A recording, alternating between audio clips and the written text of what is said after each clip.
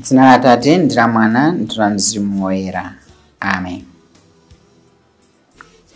Bwerani Mzimu wamphamvu, mutipatse mtima wolimba ndi wakhama, kuti tigonjetse adani athu. Tumizani Mzimu wanu ndipo tidzasandulika ndithu, ndipo mudzakometsanso dziko lapansi pano. Ulemu ukhale kwa Atate ndi kwa Mwana ndi kwa Mzimu Woyera, monga panali poyamba ndi tsopano ndi masiku onse ndi pa nthawi zosatha. Amen.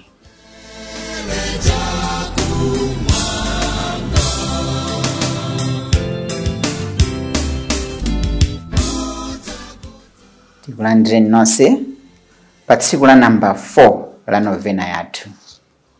Lero ndi Lolemba. Tikupitiriza ulendo onyaditsa opita ku chaka cha Pentekosite, pamene tikupitiriza kusinkhasinkha za zimene Mzimu Woyera amachita moyo mwathu, kupempha kuti Mzimu Woyera amene abwere ndithu agwire ntchito mwa ife, abwere ndithu agwire ntchito mu mpingo, afike agwire ntchito m'dziko lapansi. Lero tichita dwelo pa nkhani ya mantha komanso kukhala aufulu. Mzimu Woyera amachita zotani pamene pali mantha? Mantha atu abale anga ndi a munthu wina aliyense. Anthu sitikhala nthawi zonse tili wopanda mantha. Ena amathonena kuti alibe mantha, koma tango wina angoyenda wopanda manthayo, akangoyenda pa msewu, galimoto nkudzangobwera funa mpsinja, mukaona akadumpha dumphirapo, chifukwa cha anachita mantha kuti agondedwa. Mantha amakhalapo. Mantha afiziko ngati amene wa zinthu zoti tikuziona zikuchitika motero mwina ndi zinaso, kwa mantha ena kwakulu amakhala ammoyo mwathu, m'mitima mwathu. Mantha wamakhalapo. Nthawi zonse makhala mantha inde ngati pali chinthu chimene choti choopseza moyo mwathu. Mumtima mwathu matha kukhala mantha akulu, kaya mugulu matha kukhala chinthu china chake choti chibweretsa mantha kwa ife, kapena mwina tikamaganizira zakutsogolo mantha amabwerabe.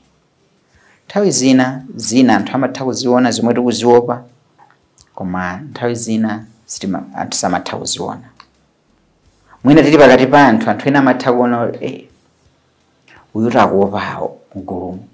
Olo mwina anthu sazindikira in a crowd, anthu akuvina, ife tukhanga tuvina nawo, koma nthawi zina timakhala mantha ndodzaza moyo mwathu. Chifukwa cha mantha ambiri timakhala akapolo, ambiri timakhala okhumudwa, ambiri timakhala opsa mtima, ambiri tikumakhala mwina zidakwa kumene, ambiri tikuyamba kumasuta madrugs osiyanasiyana chifukwa chofuna kuchotsa cha mantha.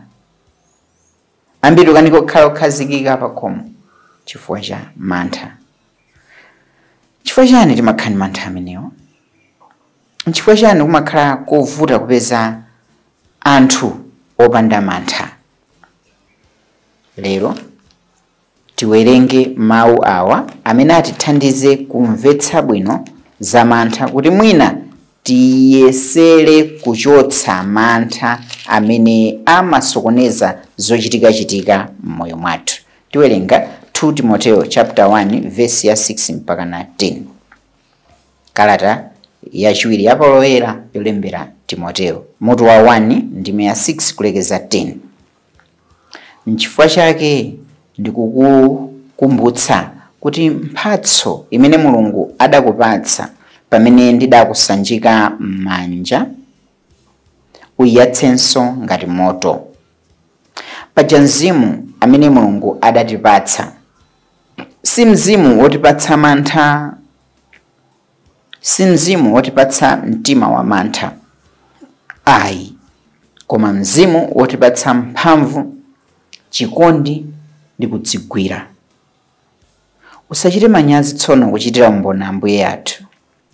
Usachitenso manyazi chifukwa cha ine amene ndili mndende chifukwa cha iye, koma umve nawo zowawa chifukwa cha uthenga wabwino ndi chithandizo cha mphamvu za Mulungu. iye adatipulumutsa ndipo adatiyitana kuti tikhale anthu ake. Sadachite zimenezi chifukwa choti ife tidachita zabwino ayi, koma chifukwa mwini wakeyo adadzikonzeratu motero, ndiponso chifukwa mwa Khristu Yesu adatikomera mtima isanayambe nthawi. Koma tsopano Mulungu watiwululira zimenezi kudzera mkuoneka kwa mpulumutsi wathu Khristu Yesu. Khristuyo adathetsa mphamvu za imfa, ndipo mwa uthenga wabwino adaonetsera poyera moyo umene sungafe konse. Mawu a Ambuye. Akutitu mzimu umene ifeyo amene tidalandira, umene amatipatsa Mulungu, si mzimu wotipatsa mantha ayi, si mzimu wotipatsa mantha ayi, koma ndi mzimu amene ayenera kutilimbitsa. Ndipo ngati tikumanabe ndi mavuto, tinene kuti monga mmene yakumulimbitsira uko akuti iweyo ndithu umve nawo zowawa chifukwa cha uthenga wabwino, umve nawo zowawa, usachite manyazi, monga mmene ndilili. Paulo yena akunena zimenezo ndi practical example of himself. Ndi mantha aja achoka pamene tikumana ndi zowawa zimene zinene kutipatsa mantha, tinene kuti ayi ndumva nawo zowawa ndi Khristu. Kwa ineyo I just look at the cross, I say ine akankajani ndakumana nako, uyu adafika potere pa manali mwana wa Mulungu, ndi ichi nchani. So mantha tikuyenera kuchotsa. Tini tipemphere salimo ili. Ndidzayimbira chauta chifukwa wapambana, waponya mnyanja akavalo pamodzi ndi okwerapo omwe. Mulungu ndiye mphamvu zanga, ndiye amene ndimamuyimbira. Iye ndiye chipulumutso changa ndipo ndidzamtamanda. Mulungu adaponya mnyanja magaleta a Farao pamodzi ndi chipani chake cha nkhondo, ndipo adamiza atsogoleri ake amphamvu mnyanja yofiira. Mulungu, ndani alingana nanu mwa milungu? Ndani afanafana nanu pakuyera kopambana, ndi kuopsa pakuchita zazikulu, ndi pakuchita zodabwitsa? Ndidzayimbira Mulungu chifukwa wapambana. Mantha. Kawirikawiri anthu amene mwina timawaopa amakhala ndi mphamvu zambiri, mwina utitsogolera utilamulira. Anthu amene amatipangitsa kuti tiziopa, olonga khale kumachita zina zilizonse zimene iwo akutilamula chifukwa tikuchita mantha. Ndipo chifukwa cha mantha amenewa timachitadi zinthu zolakwika. Mantha nchida cha mphamvu, ndipo anthu amagwiritsa ntchito mantha amenewa ncholinga choti achite zimene akufuna, ndeti uchimo kumachulukira. Makamaka anthu ena akakwaniritsa zoyika mantha mwa anzawo. Mkhristu adapangidwa kuti azilankhula ndi kumapanga zinthu ngati munthu opanda mantha. Mzimu woyera amene tidalandira si mzimu wotipatsa mantha ayi. Tili mdziko la mantha, koma mzimu amene tili naye siwotipatsa mantha ayi. Tiyenera kuti tichotse mantha amene wawa. Sitichotsa mwa ife tokha, koma ndi mzimu amene ali mwa ife amene atha kutithandiza kuchotsa mantha amenewa. Tisachedwe ndi zinthu zimene zimatibwezera mbuyo, kutitayitsa nthawi pa zinthu zosiyanasiyana, kutitayitsa mitima, kutiswetsa mitima, kutitseka maso ona zakutsogolo, ona future tsogolo likhala ngutira kuti masomphenya akati nene choncho. Malo moti tiziona patsogolo kuti mwina tichite progress in life, nkumaona kumbuyo. Ayi, tichotse zimenezozo. Tichotsa ngati tilola kuti mzimu wa Mulungu zikhala nafe nthawi zonse. Iye amafuna kuti tikhala anthu olimba mtima kwambiri. Mzimu woyerayo, Ambuye Yesu, amakhala kubwereza kwa ophunzira aja makamaka atauka kwa akufa, osaopa. Musaope. ndineyo. Akubwera pa nyanja paja musaope, ndine akukadzionetsa kwa ophunzira aja. Ndipo mene amatsazika akwera kumwamba. Mukumbukira Mateyo 28 verse 20. Ine ndili nanu nthawi zonse mpaka kumathero a dziko lapansi. Tichitiranji mantha? Iye adatilonjeza choncho. Aroma mutu wa 8 verse ya 31 ndi 37. Nokha mutha kuwerenga 31 mpaka 38. Verse ya 31 chapter 8 ya Roma. Nanga tsono tinganenenso chani pa zonsezi? Ngati Mulungu ali pambali yathu, angatsutsane nafe ndani? So powerful. Ngati Mulungu ali pambali yathu, angatsutsane nafe ndani? Patsogolopo akupitiriza kunena kuti palibe chinthu chimene chingatilekanitse ndi chikondi cha Khristu. Akuzipereka ma example a zinthu zimenezozo. Kodi ndi masautso, kapena zowawa, kapena mazunzo, kapena njala, kapena usiwa, kapena zopya, kapena so kuphedwa. Achitomalizira pa kuphedwa komwe mwana wa Mulunguyo adaphedwa koma anagonjetsa.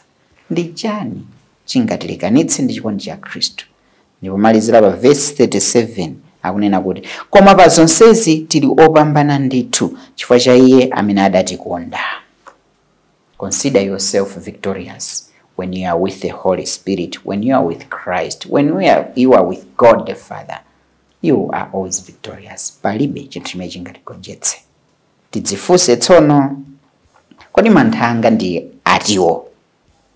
Zimabwera fashani. Ndikuopa chani munthune? Chifukwa chani? Nanga ndingachite chani kuti ndichokemo chidikha cha mantha amenewa? Nanga kodi ndimakhulupirira kuti Mulungu ali nane pa ulendowu kuti ndichoke mu zinthu zimene zikundibweretsera mantha moyo umenewo, kuti ndikhale munthu olimba mtima? Ndimakhulupirira kuti Mulungu ali nane. Tisayiwale, we are pilgrims of hope. Ndifa pa ulendo achiyembekezo. Mzimu Woyera amatichitira zotani? Mzimu Woyera amatichotsera mantha onse.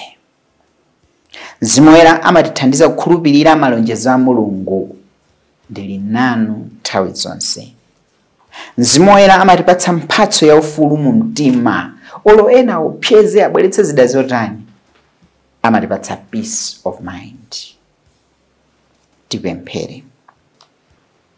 Ambuye Mulungu, mumalimbitsa mtima anthu anu kuti aleke mtima wa mantha. Tipatseni Mzimu wanu Woyera amene ali gwero la mphamvu ndi kulimba mtima, kuti tithe kugonjetsa mantha athu amene amatipangitsa kuti tizikhala ngati akapolo kwa ifeni ndi kwa anzathu. Mwa Yesu Khristu mpulumutsi wathu. Amen. Madalitso a Mulungu wamphamvu zonse, Atate ndi Mwana ndi Mzimu Woyera akutsikireni ndi kukhala nanu nthawi zonse. Amen.